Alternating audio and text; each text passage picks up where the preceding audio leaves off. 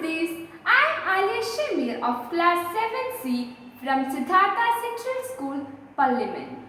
Welcome to my online class.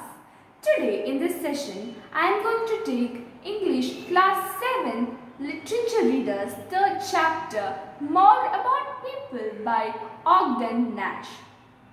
Ogden Nash may not be very familiar to you, isn't it? But don't worry, here comes the picture of Ogden Nash. Ogden Nash was an American poet born on 1902.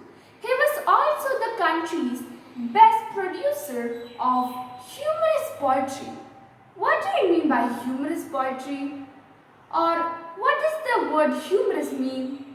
A poetry which shows the sense of humor is known as humorous poetry.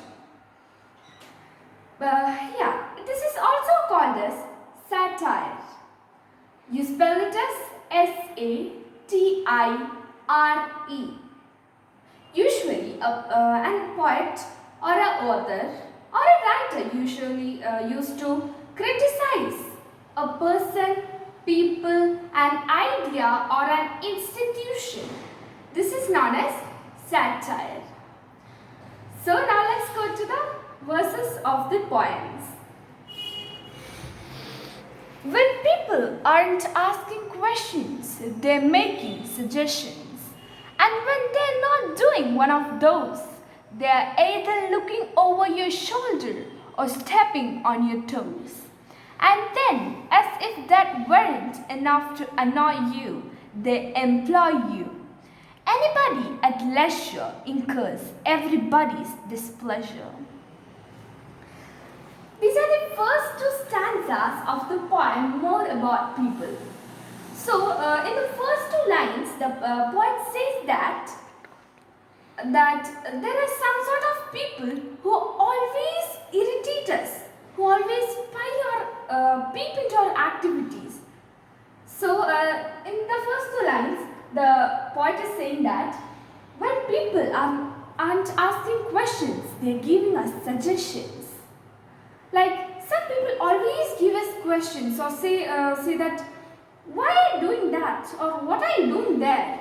Always gives us questions. That is so irritating to us, right?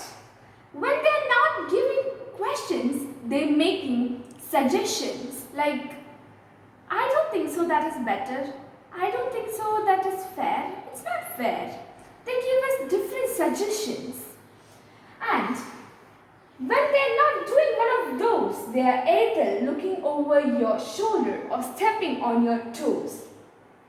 This means that when they fail to give either questions or suggestions, they spy or peep into our activities.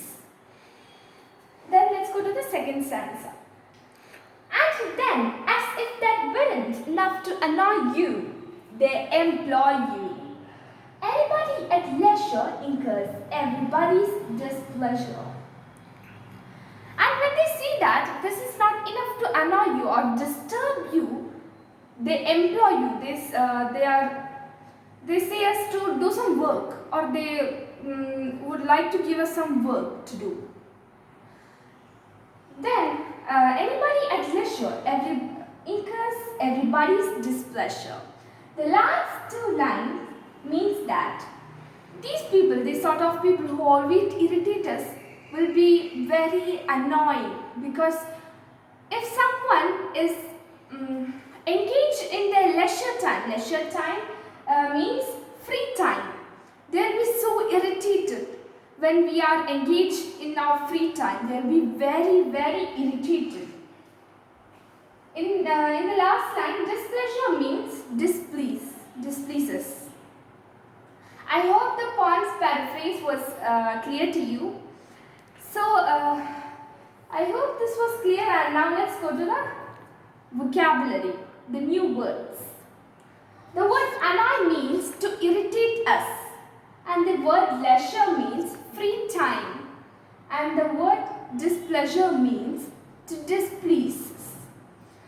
Then, poetic devices. What are these poetic devices?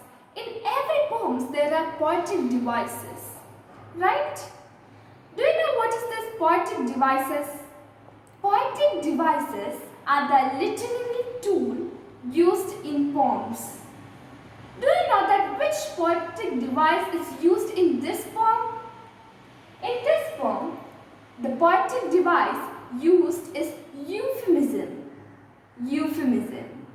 Euphemism is the practice of giving harmless words instead of harsh words to make our feelings little down, or the intensity of our feelings down. So euphemism is the practice of giving harmless words instead of harsh words. Let me give an example of euphemism. For example, differently able. Differently able means handicapped. When we say a sentence like, yesterday, differently abled children were given awards on the yesterday's occasion. That means instead of using the word handicapped, they used a very different word, differently abled. That lows down or take off feelings less. When another example is Raju's father died. When we hear that, it will be very shocking, right?